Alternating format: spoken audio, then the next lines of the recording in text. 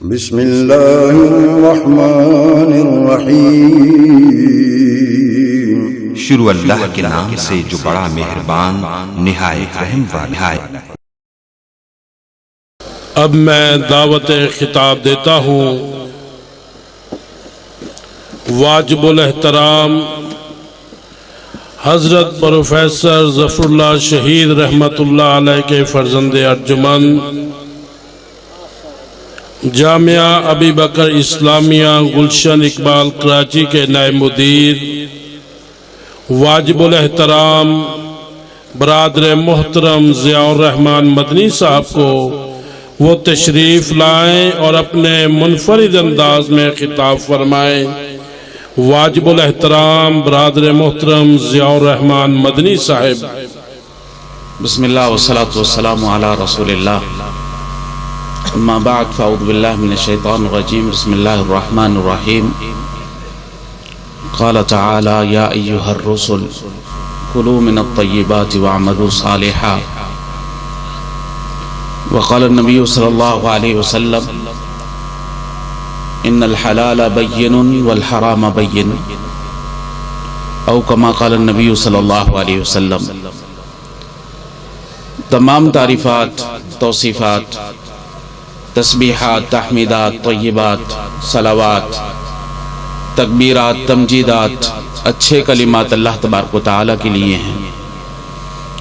درود و سلام نبی اکرم صلی اللہ علیہ وسلم کی ذات گرامی کے لیے جو ہمارے آقا ہیں، رہبر ہیں، رہنما ہیں، اسوہ ہیں، قدوہ ہیں، مثال ہیں، اور نبی اکرم صلی اللہ علیہ وسلم کی پیروی میں ہماری نجات ہے۔ نبی اکرم صلی اللہ علیہ وسلم کو اللہ تبارک و تعالیٰ نے ہر معاملے کے اندر اسوہ بنایا ہے۔ زندگی کا کون سا پہلو ہے جس میں ہمیں نبی اکرم صلی اللہ علیہ وسلم کی طرف سے رہنمائی نہیں ملتی ہے؟ نبی اکرم صلی اللہ علیہ وسلم نے ہمیں یہ بھی بتایا ہے وَيُحِلُّ لَهُمُ الطَّيِّبَاتِ وَيُحَرِّمُ عَلَيْهُمُ الْخَبَائِثَ۔ نبی اکرم صلی اللہ علیہ وسلم ہمیں حلال و حرام کی تمیز سکھانے کے لیے بھی آئے تھے، اور یہ حلال و حرام کا چیپٹر اور مضمون بہت زیادہ اہم ہے۔ آپ دیکھیے کہ اللہ تبارک و تعالیٰ اسی حلال و حرام سے ہی ہمیں آزما رہے ہیں۔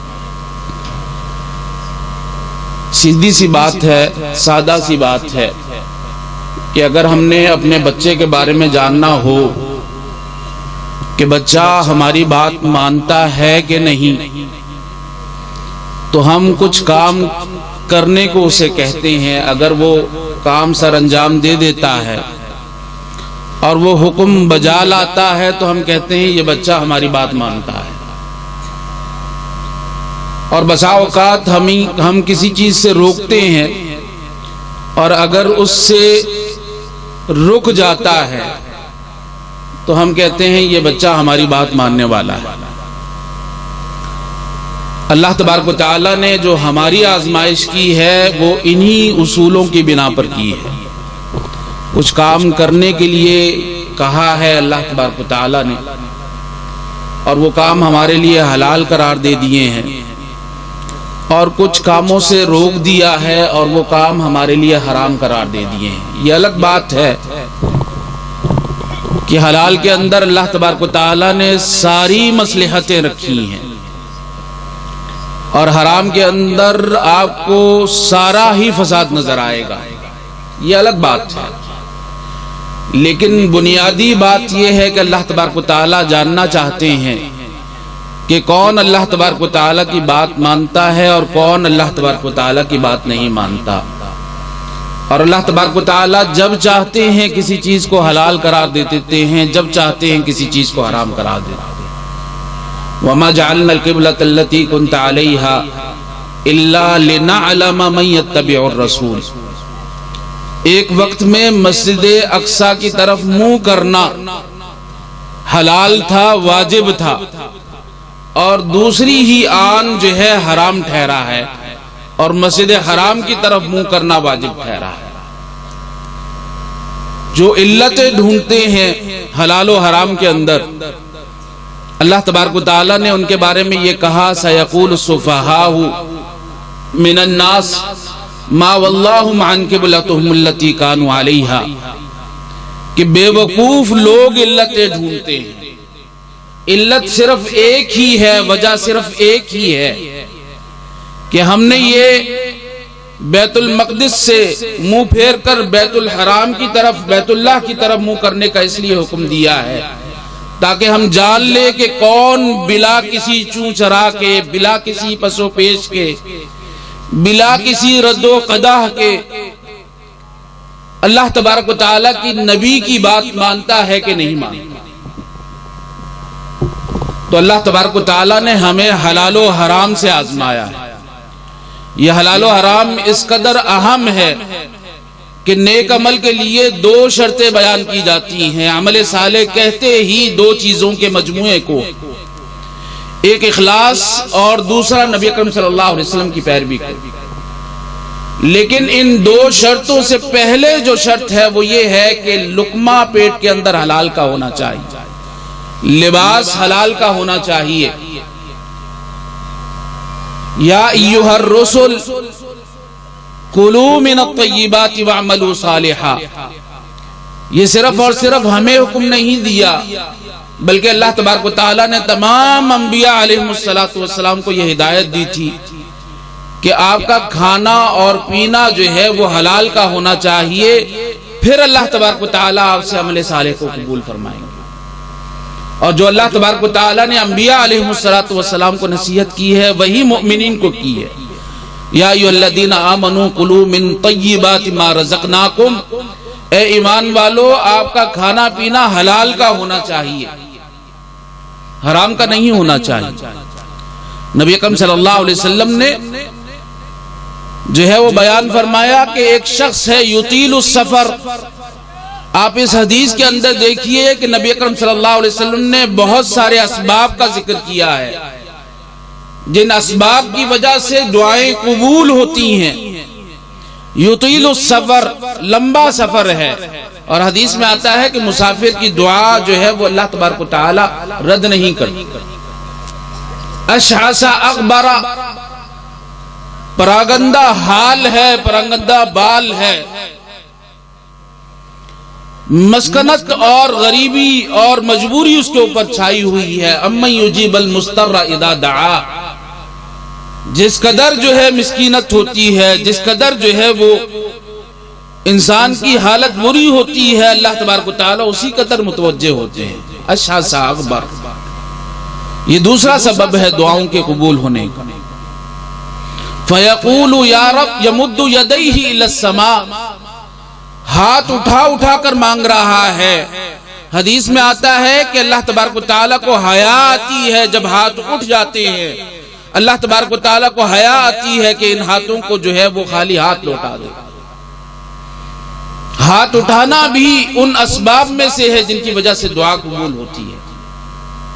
اشعث اغبر فیقول یا رب، یا رب، اللہ تبارک و تعالیٰ کو اس کے اسماء سے پکار رہا ہے، اللہ تبارک و تعالیٰ کو اس کی صفات سے پکار رہا ہے. آداب دعا میں سے ہے کہ اللہ تبارک و تعالیٰ کی حمد و ثنا کی جائے. تمام اسباب جو ہے اس نے جمع کر دیے ہیں. نبی اکرم صلی اللہ علیہ وسلم فرما رہے ہیں فَأَنَّا يُسْتَجَابُ لَهُ، اس کی دعا کس طرح قبول ہو سکتی ہے. یہ صرف دعا کا معاملہ نہیں ہے. نبی اکرم صلی اللہ علیہ وسلم کی حدیث ہے الدعاء هو العبادہ، الدعاء مخ العبادہ، عبادت نام ہی دعا کا ہے. عبادت کا مغز اور لب لباب اور ماخذ اور سب کچھ جو ہے وہ دعا ہی ہے. یہ صرف دعا کی بات نہیں ہو رہی. نبی اکرم صلی اللہ علیہ وسلم فرما رہے ہیں فَأَنَّا يُسْتَجَابُ لَهُ، اس کی دعا کس طرح قبول ہو سکتی ہے. فَمَطْعَمُهُ حَرَامٌ وَمَلْبَسُهُ حَرَامٌ وَغُذِيَ بِالْحَرَامِ فَأَنَّا يُسْتَجَابُ لَهُ، اس کا کھانا پینا حرام کا ہے، اس کا لباس حرام کا ہے، جو اس کی پرورش ہوئی ہے اس کا دم و لحم جو ہے وہ سارا کا سارا حرام کا ہے. فَأَنَّا يُسْتَجَابُ لَهُ، اس کی دعا کس طرح قبول ہو سکتی ہے. حافظ مسعود عالم حفظہ اللہ تعالی ذکر کر رہے تھے امانت کا نبی اکرم صلی اللہ علیہ وسلم جو ہے وہ امین تھے، اور نبی اکرم صلی اللہ علیہ وسلم نے اسی بنیادوں پر اپنی جو ہے وہ امت کی تربیت کی تھی، اسی بنیادوں پر. جس طرح شیخ محترم نے کہا وہ ڈاکو تھے اور اللہ تبارک و تعالیٰ نے انہیں امانت دار بنا دیا. اور کس طرح کے امانت دار؟ حضرت ابوبکر رضی اللہ تعالیٰ عنہ جب بار خلافت ان کے اوپر جو ہے وہ آتا ہے تو صرف اور صرف ایک مزدور کی تنخواہ لیتے ہیں، ایک مزدور کی تنخواہ لیتے ہیں. اور بعینی ہی حضرت عمر بن خطاب رضی اللہ تعالیٰ عنہ اسی روش پر چلتے ہیں، اور کیسر و کسرا کے خزانے جو ہے وہ سامنے آتے ہیں. کسرا کے خزانے جب مسجد میں پڑے ہوتے ہیں، حضرت عمر جو ہے اس خزانوں کو دیکھ کر رو پڑتے ہیں، اور پھر یہ منہ سے الفاظ نکلتے ہیں کہ یہ کتنے میرے ساتھی ایماندار ہیں جنہوں نے جس طرح مال غنیمت ملی اسی طرح یہاں تک پہنچا دی. یہ بھی عرض کرنا چاہوں گا کہ یہ لقمہ حرام جو ہے اس کے بڑے برے اثرات مرتب ہوتے ہیں، لیکن ملی امانتوں کے اندر خیانت، اس کی تو اللہ تبارک و تعالیٰ کے ہاں جو ہے سزا ہی کچھ اور ہے. ما کان للنبی ان یغل ومن یغلل یأتی بما غل یوم القیامہ. کسی نبی کو یہ لائق نہیں ہے کہ وہ غلول سے کام لے. ملی امانتوں کے اندر خیانت کرنا غلول کہلاتا ہے، مال غنیمت کے اندر خیانت کرنا غلول کہلاتا ہے. نبی اکرم صلی اللہ علیہ وسلم کا پالان اٹھتے ہوئے صحابی کو تیر لگتا ہے، وہیں پر فوت ہو جاتے ہیں، اور صحابہ اکرام جو ہے ان کی تحسین فرماتے ہیں کہ کس قدر مبارک عمل میں موت آئی ہے نبی اکرم صلی اللہ علیہ وسلم کے ساتھ ہوتے ہوئے. نبی اکرم صلی اللہ علیہ وسلم اسے شہادت کی موت جو ہے مبارک ہو. نبی اکرم صلی اللہ علیہ وسلم نے فرمایا کون سی شہادت؟ جو اس نے مال غنیمت میں سے ایک چادر چرائی تھی، وہ چادر اس کے اوپر جو ہے جہنم کی آگ بن کر لپٹ رہی ہے. یہ کوئی معمولی شخص نہیں تھا، نبی اکرم صلی اللہ علیہ وسلم کے ساتھیوں میں سے، اور نبی اکرم صلی اللہ علیہ وسلم کے پالان اور قریب ہونے کا موقع اسے ہی ملتا تھا جو نبی اکرم صلی اللہ علیہ وسلم کے قریب ہوا کرتے تھے. اور سب سے بہادر لوگ وہی ہوتے تھے، اور سب سے قریبی لوگ ہی مارکے میں نبی اکرم صلی اللہ علیہ وسلم کے دائیں بائیں ہوا کرتے تھے. لیکن وہ چادر جو مال غنیمت کی ہے آگ بن کر جو ہے وہ لپٹ رہی، آگ بن کر لپٹ رہی. تو حضرت عمر رضی اللہ تعالیٰ عنہ فرماتے ہیں کہ کتنے امین ہیں یہ لوگ جنہوں نے جس طرح انہیں مال غنیمت ملی انہوں نے اسی طرح مدینہ تک پہنچائی ہے. وہاں پر جو ہے حضرت علی رضی اللہ تعالیٰ عنہ بڑے تاریخی الفاظ جو ہے وہ دہراتے ہیں. وہ فرماتے ہیں فعففت فعفو، آپ جو ہے وہ امین ہیں، آپ نے عفت اختیار کی ہے، آپ نے پاکیزگی اختیار کی ہے، آپ امانت دار ہیں، اس کی وجہ سے رعیت امانت دار ہے. وَلَوْ رَتَعْتَ لَرَتَعُوا، اگر آپ چرنے لگ جاتے. یہاں پر چرنے کا لفظ جو جانوروں کے لیے استعمال کیا گیا ہے وہ لفظ حضرت علی رضی اللہ تعالیٰ عنہ نے استعمال کیا. اگر آپ بھی چرنے لگ جاتے لَرَتَعُوا، تو یہ ساری کی ساری امت جو ہے وہ چرنے لگ جاتی. یہ اس قدر جو ہے وہ حاکم کے اعمال جو ہے وہ اثر انداز ہوتے ہیں امت کے اوپر، اور امت کے اعمال حاکم کے اوپر اثر انداز ہوتے ہیں. جس طرح کے عوام ہوتے ہیں اسی طرح کے حاکم ہوتے ہیں، اور جس طرح کے حاکم ہوتے ہیں اسی طرح کے عوام بن جاتے ہیں.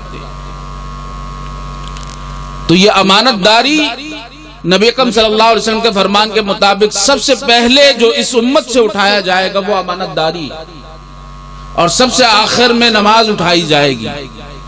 اب ہم اپنے گریبانوں میں جھانکیں اور جھانکنے کے بعد جو ہے وہ دیکھیں کہ ہماری تو نمازوں کا کیا حال بن چکا ہے، تو امانت داری کہاں پر ہوگی؟ جس طرح حافظ صاحب فرما رہے تھے کہ امانت داری صرف یہ نہیں ہے کہ امانتوں کے اندر خیانت نہ کرنا، ہر چیز امانت ہے، ہر چیز امانت ہے۔ اس امانت کے لیے اپنے آپ کو اہل بنانا یہ سب سے بڑی ذمہ داری ہے۔ ان اللہ یأمرکم ان تؤدوا الامانات الی اہلها، اللہ تبارک و تعالی نے جو بھی ذمہ داری آپ کو دی ہے، ساتھ ساتھ نے آپ کو یہ بھی پابند بنایا ہے کہ اس ذمہ داری کے اہل اپنے آپ کو ثابت کریں، اور پھر اس کے اندر جو ہے وہ خیانت نہیں ہونی چاہیے۔ یہ قرآن مجید بھی امانت ہے، اولاد بھی امانت ہے، رشتہ دار بھی امانت ہے۔ تو ان امانتوں کا خیال رکھیے۔ اللہ کی قسم، میں نے تقریباً جامعہ ابی بکر میں 40 جنسیات سے زیادہ جو ہے وہ طالب علموں میں وقت گزارا ہے۔ جامعہ اسلامیہ میں 100 سے بھی جنسیات زیادہ تھی، اور ان میں سب سے زیادہ ذہین اور فتین میں نے پاکستانیوں کو پایا ہے۔ لیکن پاکستانیوں کا حال کیا ہے؟ ضربت علیہم الذلہ والمسکنہ وباؤوا بغضب من اللہ، نعوذ باللہ۔ جو بنی اسرائیل کا حال تھا وہ پاکستانیوں کا حال بن چکا ہے۔ دنیا میں ترقی، دنیا میں بھی کامیابی ذہانت کی بنا پر نہیں ملتی کہ آپ کو کس قدر اللہ تبارک و تعالیٰ نے دماغ دے رکھا ہے۔ جاپانی لڑکا صبح و شام پڑھا کرتا تھا، پھر بھی جو ہے سبق اس کے دماغ میں داخل نہیں ہوا کرتا، لیکن آپ دیکھیے کہ جاپان کہاں پر پہنچ گیا ہے۔ یہ صرف اور صرف ذہانت سے کام نہیں بنتا، اخلاق ہے جو قوموں کو اوپر لے کر جاتا ہے، اور اخلاق ہی قوموں کو پستی کی طرف دھکیل دیتا ہے، پستی کی طرف دھکیل دیتا ہے۔ تو یہ امت مسلمہ کا المیہ صرف یہی ہے کہ اس نے امانت داری کو چھوڑ دیا، اور اسی لیے جو ہے وہ پستی کے شکار ہو گئے ہیں۔ جس طرح بنی اسرائیل کے بارے میں تھا کہ انی فضلتکم علی العالمین، اللہ تبارک و تعالی نے تمام جہانوں پر فضیلت دے رکھی تھی، لیکن جب انہوں نے کتاب اللہ کو جھٹلایا اور اللہ کی کتاب کے ساتھ کفر کیا تو اللہ تبارک و تعالی نے ان کو ذلت کا، غریبی کا اور پستی کا شکار بنا دیا۔ اگر چاہتے ہیں کہ آپ کامیاب ہوں تو آپ کو اسی طرف لوٹنا پڑے گا۔ امام مالک رحمہ اللہ فرمایا کرتے تھے کہ اس امت کا آخری فرد بھی انہی بنیادوں پر کامیابی حاصل کر سکتا ہے جن بنیادوں کے اوپر نبی اکرم صلی اللہ علیہ وسلم اور ان کے صحابہ نے جو ہے وہ کامیابی حاصل کی تھی۔ فَإِنْ آمَنُوا بِمِثْلِ مَا آمَنْتُمْ بِهِ فَقَدْ اهْتَدَوْا، اگر اس طرح ایمان لائیں گے جس طرح صحابہ اکرام ایمان لائے تھے، اگر اس طرح امانت دار بنیں گے جس طرح صحابہ اکرام امانت دار بنے تھے، اگر اس طرح صادق بنیں گے جس طرح جو ہے صحابہ اکرام صادق بنے تھے، اگر اس طرح اسوہ رسول کو اپنایا جائے گا جس طرح صحابہ اکرام نے اپنایا تھا، تو کامیابی آپ کا مقدر ہے، وگرنہ جو حال ہے وہ تو حال ہے۔ اللہ تبارک و تعالیٰ سے دعا ہے کہ اللہ تبارک و تعالیٰ ہمیں امانت داری اور صداقت اور نبی اکرم صلی اللہ علیہ وسلم کی سنت کی طرف لوٹنے کی توفیق عطا فرمائے۔ وآخر دعوانا الحمدللہ رب العالمین۔